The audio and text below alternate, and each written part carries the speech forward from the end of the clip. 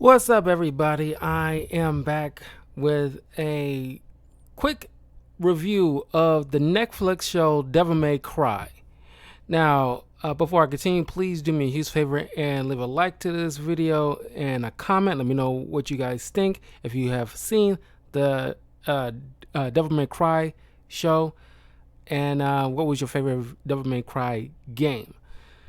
But yeah, man, as some of you might know, some of you might know, I am a huge Devil May Cry fan. Matter of fact, uh, Dante is easily one of my favorite video game characters of all time, if not the favorite. I just love this snarkiness, his cocky attitude. He just oozes cool, and like down to like the trench coat.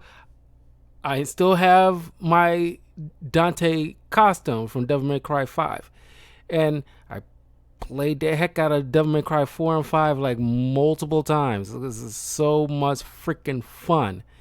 I love all the characters.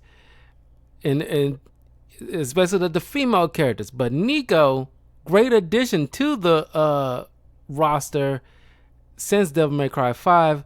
And I just like, when I saw that character, I was like, that is my wife. I want my wife like that. Because this is, oh my God, it's like crazy hot. But anyway, yeah, man. So I was definitely anticipating this show. Now, there was a Devil May Cry anime, which I did a review on years ago, so it should be on my YouTube channel. Yeah, I still am very happy with that anime, and could have wish we could have gotten more with that, but don't know if it was just like a YouTube series or it was on something else, and eventually it was just like giving up to whomever wants to view it. It's not really streaming anywhere besides, well, you can find it anywhere, but primarily I've watched that anime on YouTube quite a bit of times in the past. But it never gotten a sequel to that. But fast forward years later, now we got a brand new show. Only 8 episodes. Have to double check because after X-Men 97, I made a mistake thinking like, oh, we only have this short amount of episodes, but there was more to come. But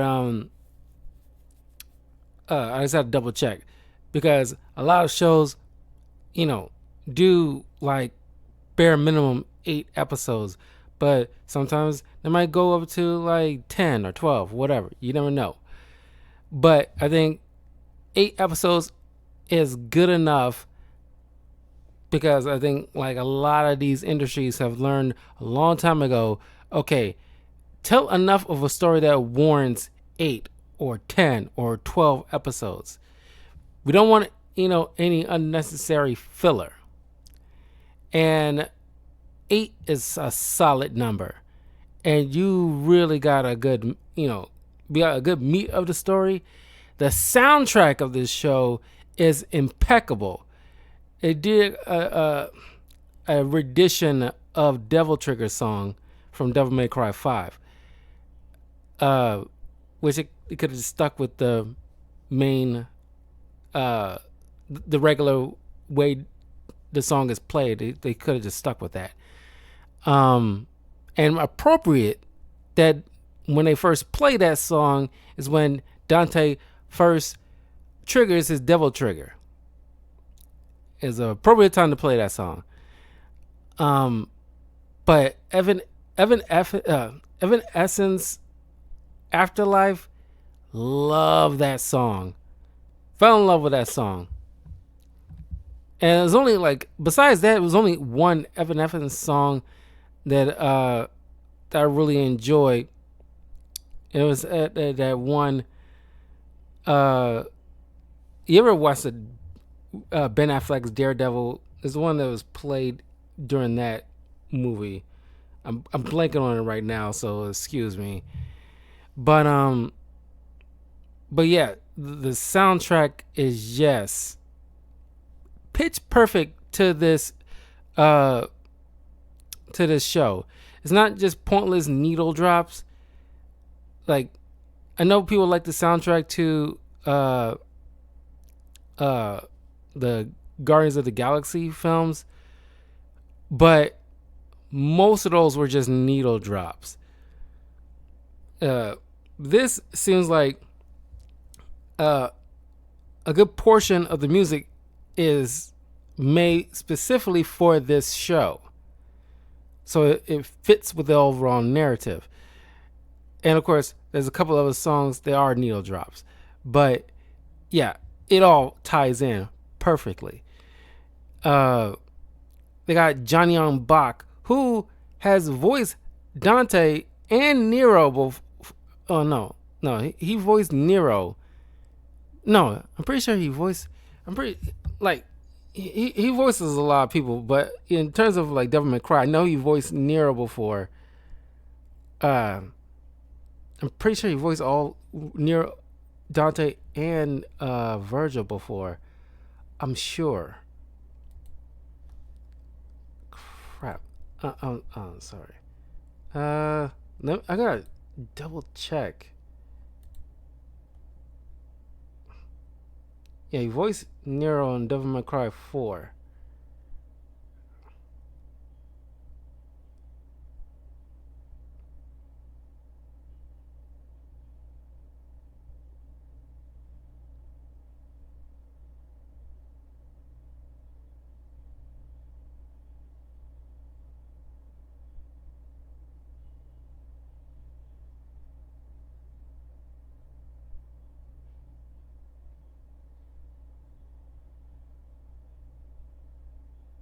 Oh no, it's just Nero. I thought he voiced like more uh more people besides that from the Devil May Cry franchise. No, so so Dante's the first one he voiced for this is the first time he voiced Dante. So yeah, he did a pretty good job. It's like a young Dante, so I guess it kind of fits with his voice. So yeah, I mean it's incredible, man. The animation is spectacular, incredible artwork, especially during those flashbacks with Lady and uh, the main villain uh, of this show, White Rabbit. Um,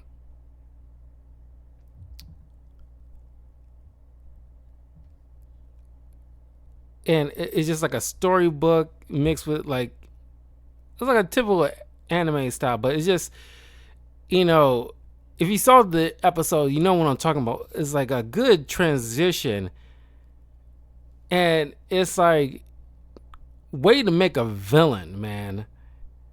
Uh,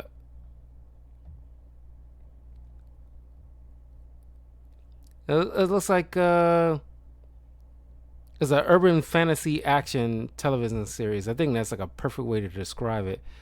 Uh, created by Indian American film producer I.D. Shankar and produced the animation by South Korean studio Mir, MIR.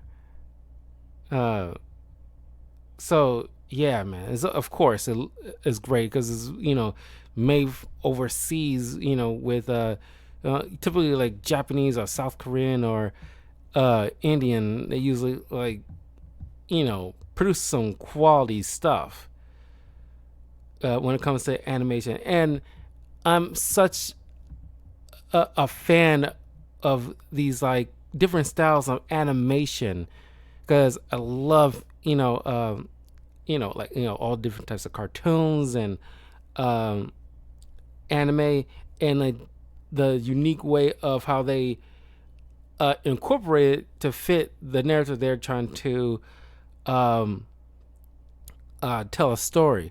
like I look at like the Miles Morales Spider-Verse films.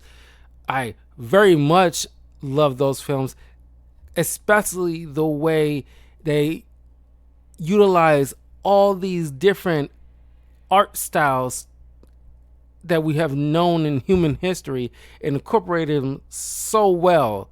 It's like pretty much honoring art throughout human history, whether it's Ben-Day dots or the clip art, or manga, or the even down to like Leonardo da Vinci type of pencil art kind of situation. It's like all these different styles, and it looks really good, and a great appreciation. That's what I really love. Anyway, and they market this show very well, and they know they freaking audience. If you have not played any Devil May Cry games before, you might not understand a lot of the references that's being made, because like I said, I'm a huge Devil May Cry fan. I know like a good amount of the lore. Even if I probably can't name or label certain things off the top of my head verbatim, I know exactly what is referencing just like that. It's kind of like the same way with like the Castlevania series. Like, I love that, franchise as well. And when they make references to certain things, it's something that lights up my brains. Like, I know that reference. Maybe not thoroughly, but it's like, like, oh, it's from like, because, there's only a few, or at least a couple of Castlevania games I played personally. Like Symphony of the Night is probably my personal favorite.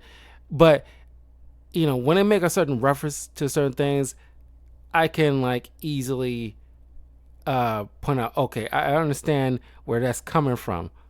But when I review the Castlevania Nocturne, like, I'm familiar with it's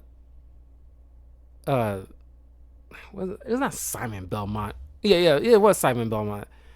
Because or no, it's Victor. Was it Victor? Simon? Victor? It's one of the two. What the heck? Like I said, it's like I'm not good with names.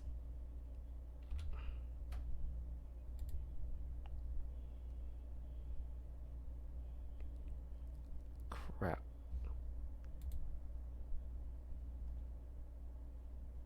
Richter. That's why I said I went with Victor. It's Richter. So yeah, it's just what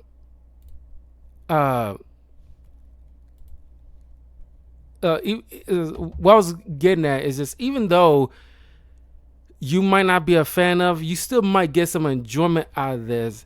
And if you know people who are familiar with it, they can point out certain things, whether it's referencing, or it might encourage you to try playing some Devil May Cry games or Castlevania games, so you can understand certain references to certain things. Or better yet, kudos to like Castlevania Nocturne, for example, where that character who summons the little girl in the pink outfit who's summoned all these animals in the game, in a 2D side scroller game back in the day, it's just these little cutesy little animals. But in the anime, they kind of adjusted it. They didn't completely overhaul her where she's not even the same character anymore. They elevated her. They they used what was in the game back in the day as a foundation, and they built on top of it to expound upon the girl. And that's how you make it like a. If you want to do like remakes or certain movies, then show some appreciation for what came before and as a foundation, and expound upon it rather than try to replace it. You know what I mean? Because that's not honoring what came before. You're pretty much like using it as like, oh, it's a name of an IP that people recognize, and we can just milk it. Um, Here in Devil May Cry, they definitely, appreciate the Devil May Cry fans, made this for Devil May Cry fans. If you're not a Devil May Cry fan, you will be after this because it's an impressive story. They even, put in certain references, like if you remember Dante's dance move in Devil May Cry 5, they even included that in this series, and I was like, God, I appreciate that because that's that became like a iconic moment where it's like it's just certain things that Dante does. It's like, yeah, I buy that. Yeah, yeah. It'd be cool also they would have included certain things from Marvel vs. Capcom 3 because he was really fun in that too. Especially his interaction with Deadpool, because it's like, yeah, those two would just, oh god, the comedy with those two would just be insane. But anyway, so like I said, we got Johnny Bach as Dante, Scott Taylor Compton as Mary Arkham, but we know her as Lady, Hun Lee as the White Rabbit, Chris Coppola as Enzo Farino,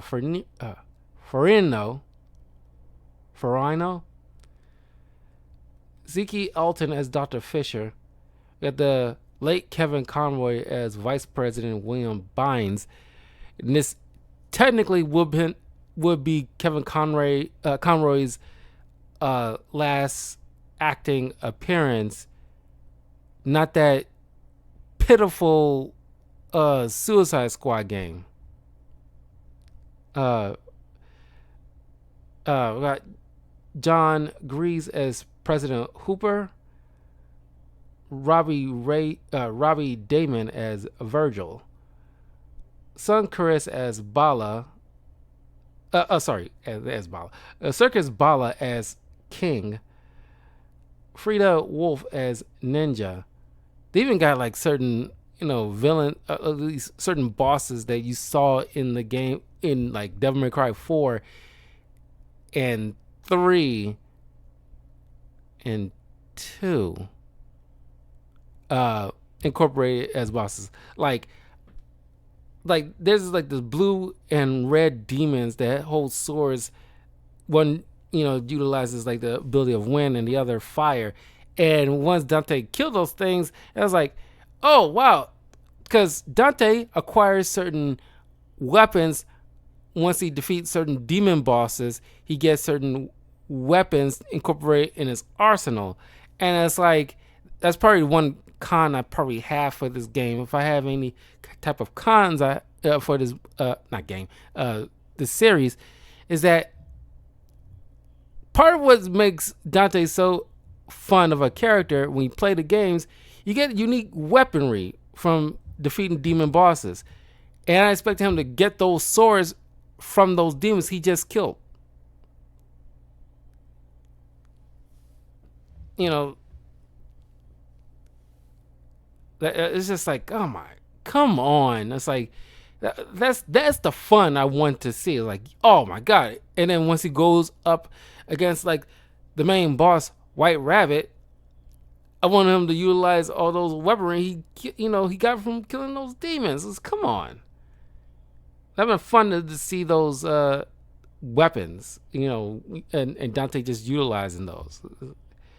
Anyway, we got Leilani Barrett as Patriot, Tina Majorino as Sentry, Benjamin Abola as Anders, Kenny Omega as Sly, Erica Lindbeck as Kalina, Ray Chase as John Arkham, and Ajni and Rudra, Jason Marnoka as Cavalier, which is like a villain you saw in Devil May Cry 5. Roger L. Jackson as Plasma and Grief, and Carrie Walgren as Eva and Ichina.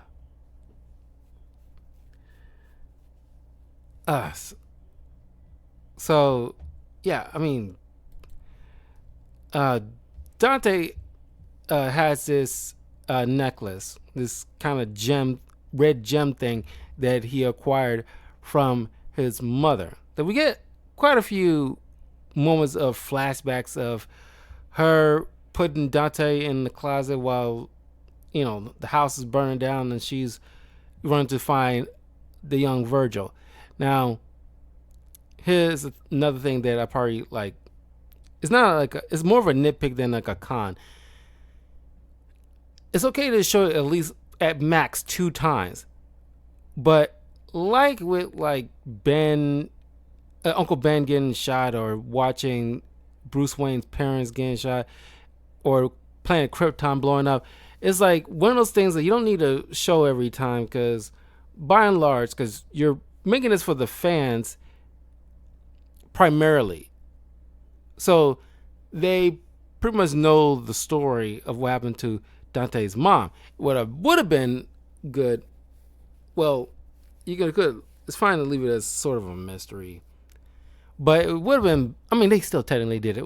I was about to say they could have just expounded upon what happened to Dante's father. We saw him like turning in like a particular story beat about Sparta.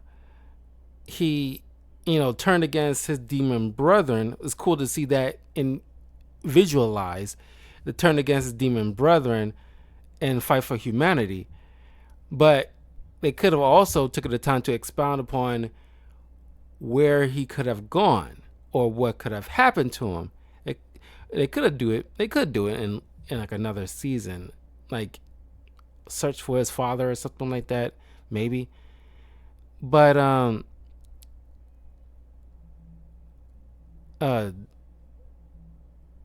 so Dante's getting chased after certain demons who want his necklace. And then, of course, none of them are really a match for him. And Johnny on Bach really nails the cocky attitude of Dante. Because, yeah, this dude is fun.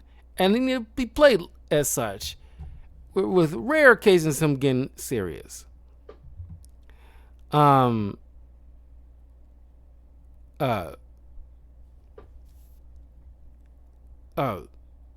Lady here, because this is obviously before Lady turns into like her own demon hunter.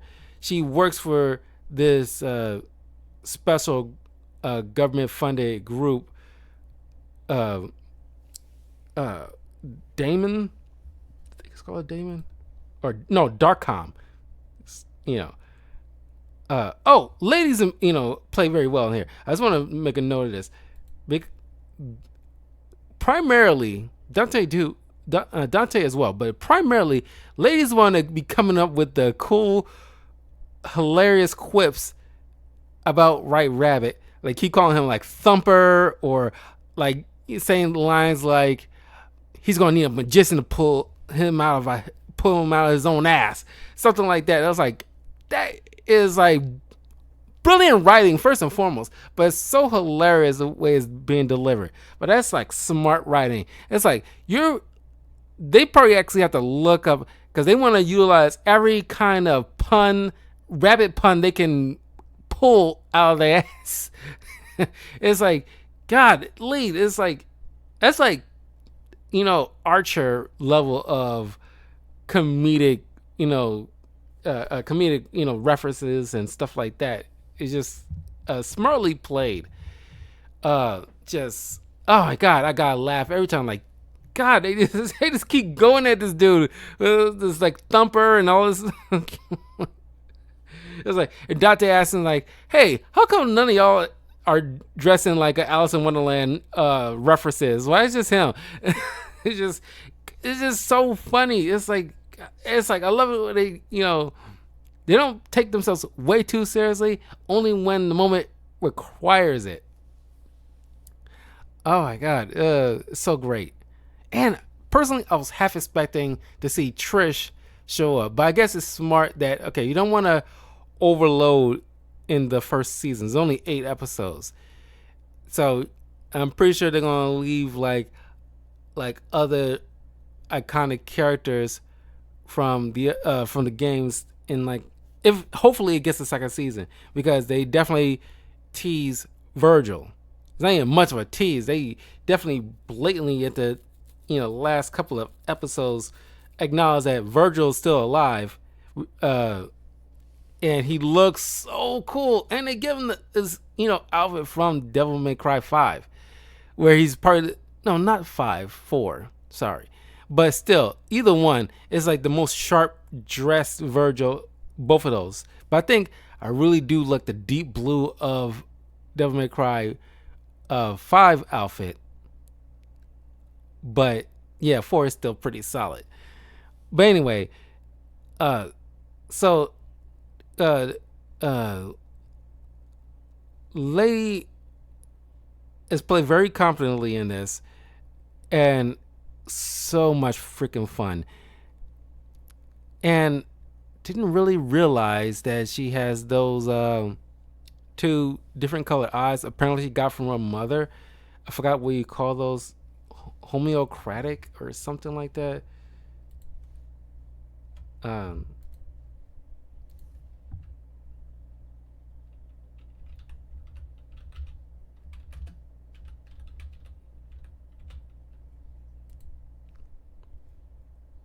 yeah, uh, heterochromia iridium. Uh,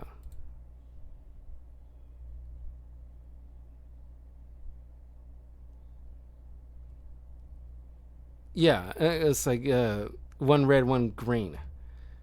So it's like I didn't even notice that cause yeah, no, yeah, I was trying to Rolodex my brain back to uh the past games I played. She doesn't have those type of eyes. This is only made for this series, because yeah, there's plenty of times I saw lady's face straight up in the camera. She doesn't have those particular mutation. She has normal colored eyes in those games. This series is the first one they actually gave her those particular eyes.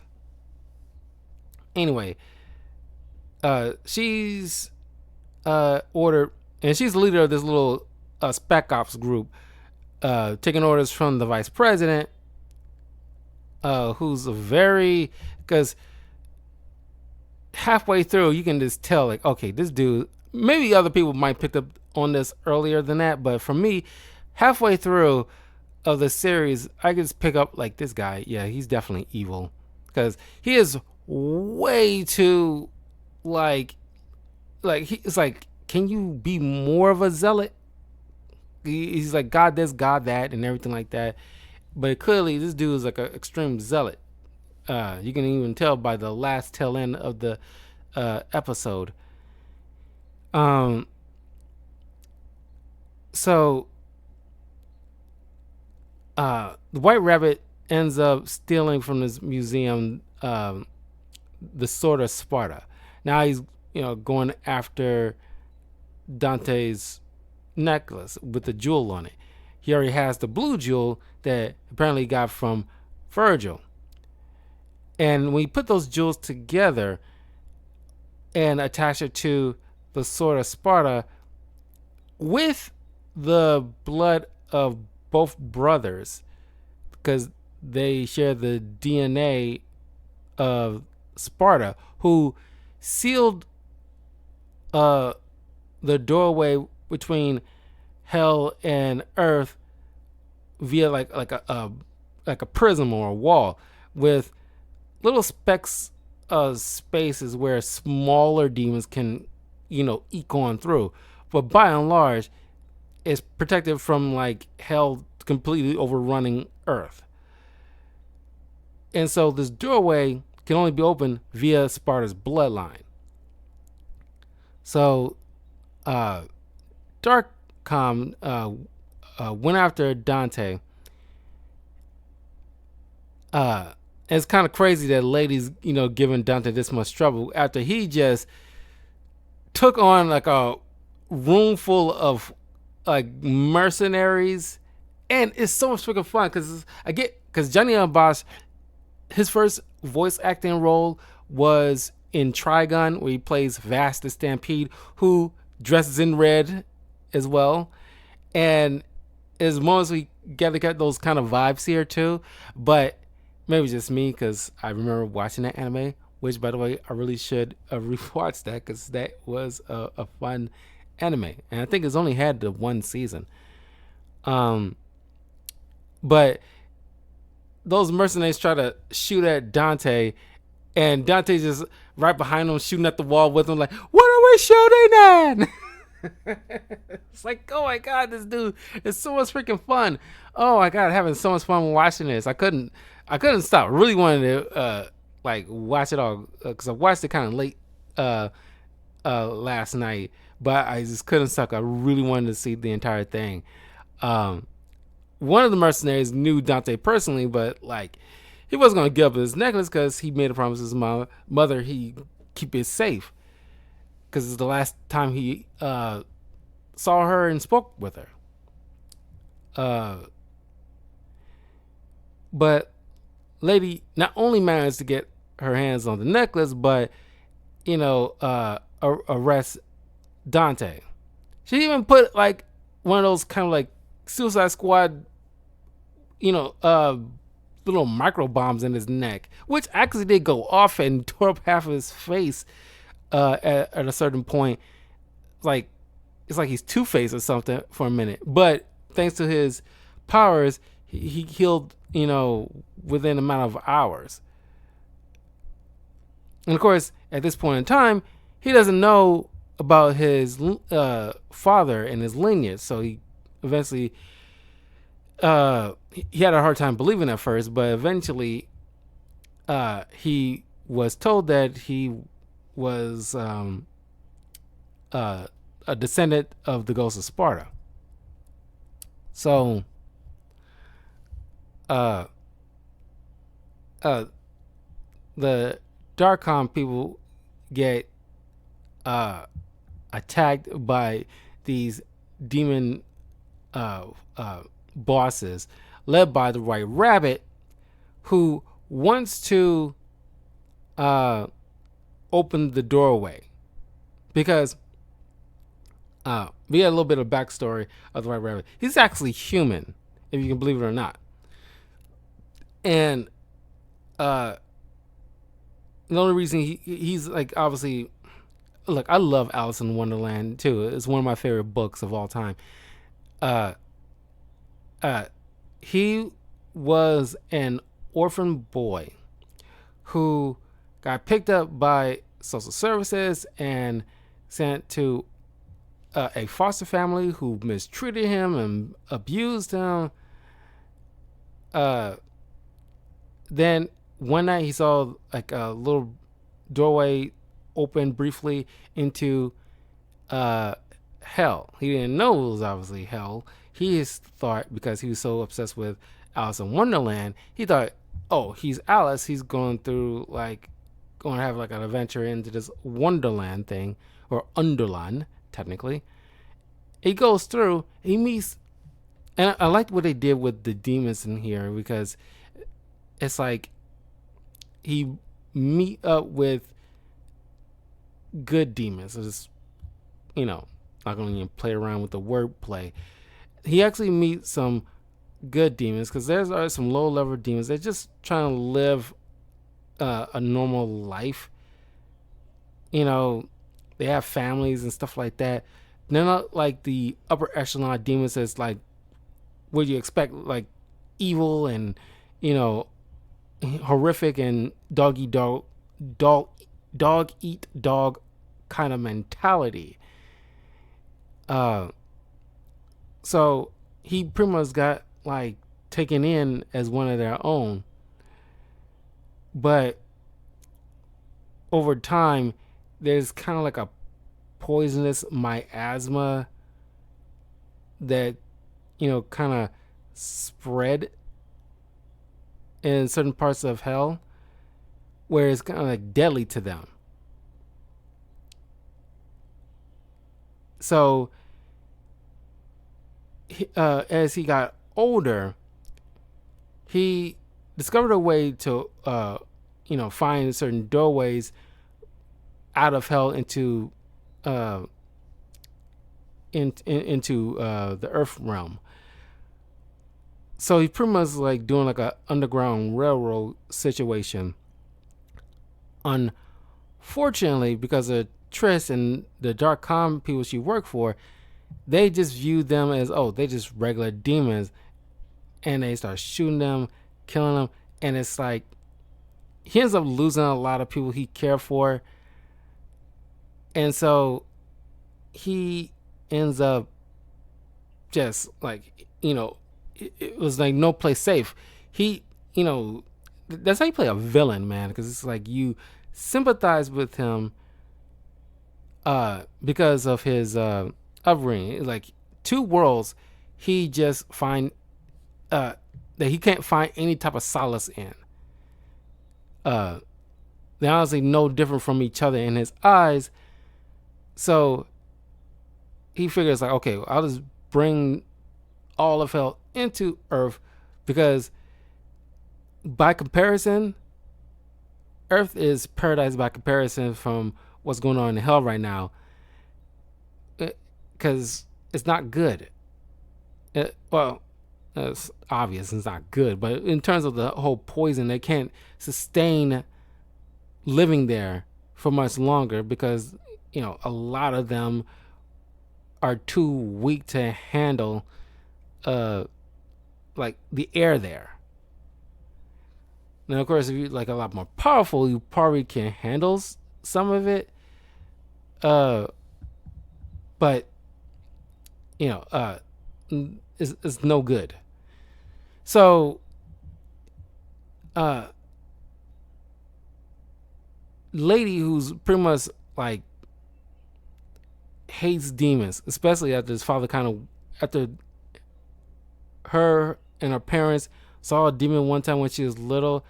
Father got obsessed with it because he couldn't be able to protect his family, so he sought power. We've seen this in a Devil May Cry game before, how her father went freaking crazy because he ends up in a gang working for or working with or trying to use Virgil in his pursuit of demonic power.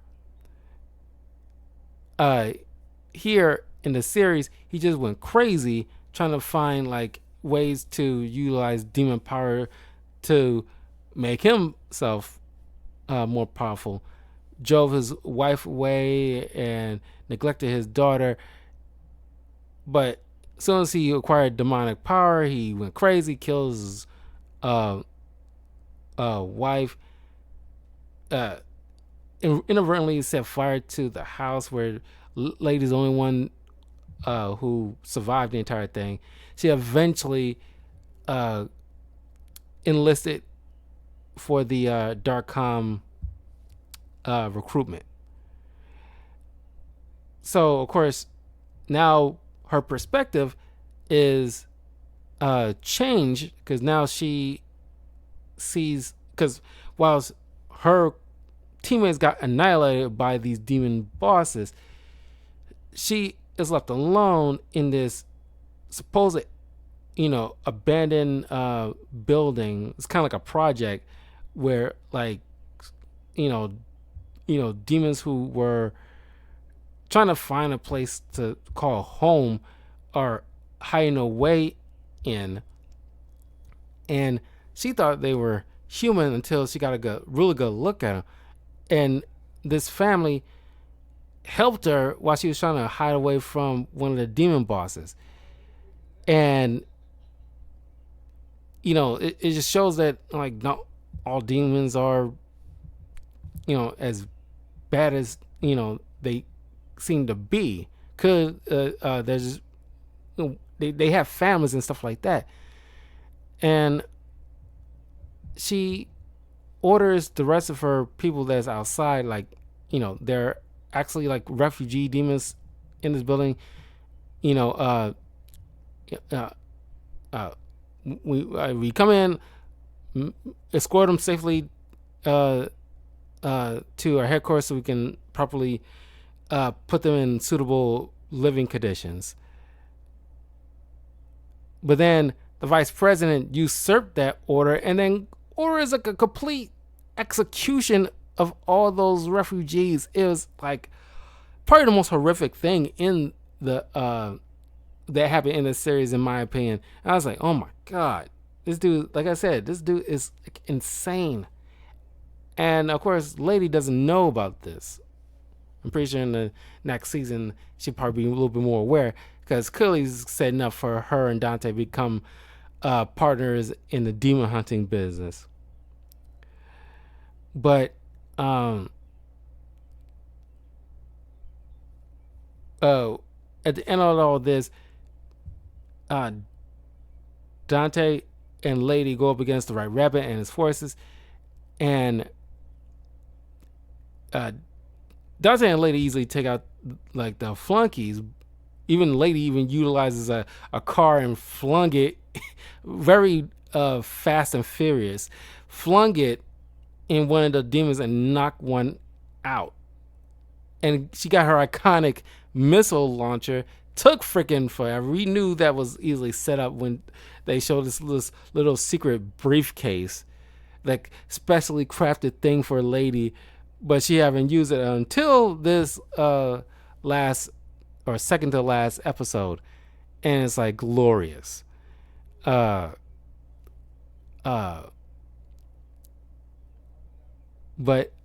you know,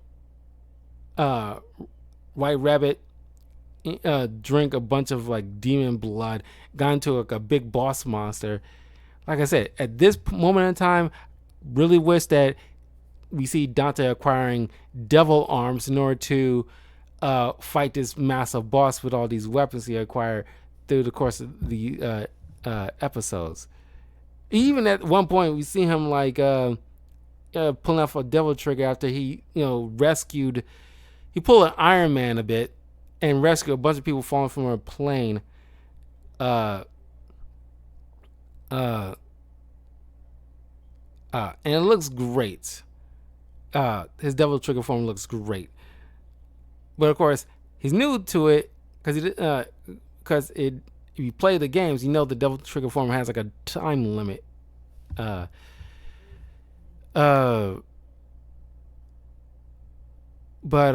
then you see like it's funny because I didn't think we were gonna have this character last the entire season, but the guy that sets up what was it, Lorenzo or Renzo?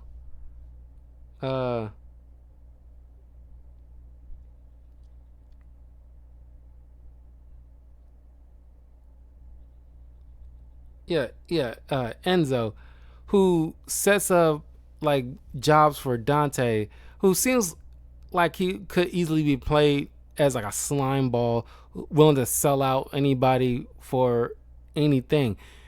But it's like a perfectly, it didn't even register this, but it was smartly played. But on the plane he told Dante that I will take a bullet for you, Dante. Like, well, maybe not a bullet, a stab, like a light stab. I'll give you that one. And you just like a throwaway line, like yeah, this dude's a coward. He'll run away the first chance he gets. He was probably looking a way to get out of this entire thing.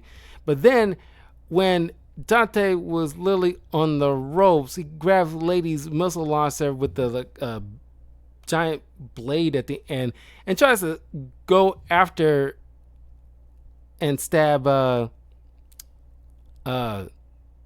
White Rabbit mega boss, but he ends up getting gutted himself, and this triggers his devil trigger form, and it's like I told you I'll take a blade for you, and it's like, golly, it's like, way to come in at the clutch. It was futile, but it's like that level. It's like, wow, that was incredibly well acted and well earned. It's like a surprising well earned move because it is because it was subtly set up. because it's kind of like you blink and you miss it kind of moment. Like, wow, that was really good. But uh, thanks to Lady and her crack shot uh, uh, shooting, she shot a bullet at this little apparatus that's on White Rabbit's chest, uh, causing him to like seizure and everything like that. And then Dante took the opportunity, used the Sparta Sud that White Rabbit had, and just slice up White Rabbit, ending him because he already like put everything together to unleash hell on earth, but quickly solved that and brought everything back to normal.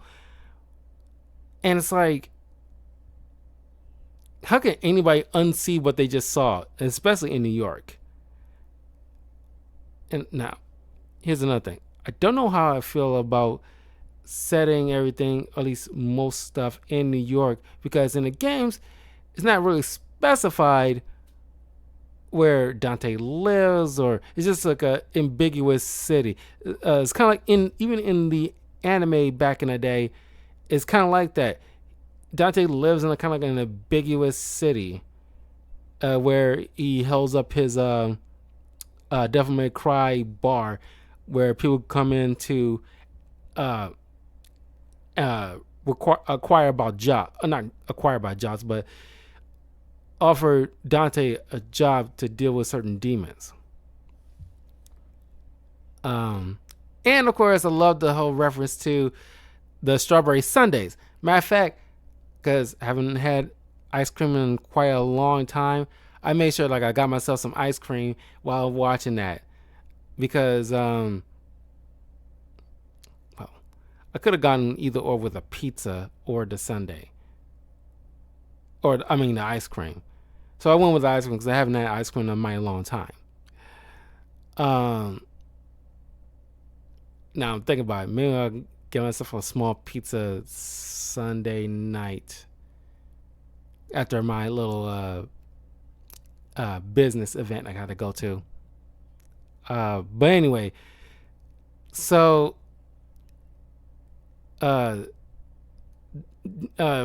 lady who's still a part of Darkcom knocks out Dante while the vice president taking one of those little contraptions that White Rabbit used to open up or seek a that can track when like a portal is about to open nearby, sends in American troops to pretty much nuke, well, I don't want to say nuke, but definitely like, take over hell in a sense. He wants to bring the war to hell. He doesn't want to like stop it or prevent it. He wants that glorious, humans against demons and taking out the demon filth for God and everything like that.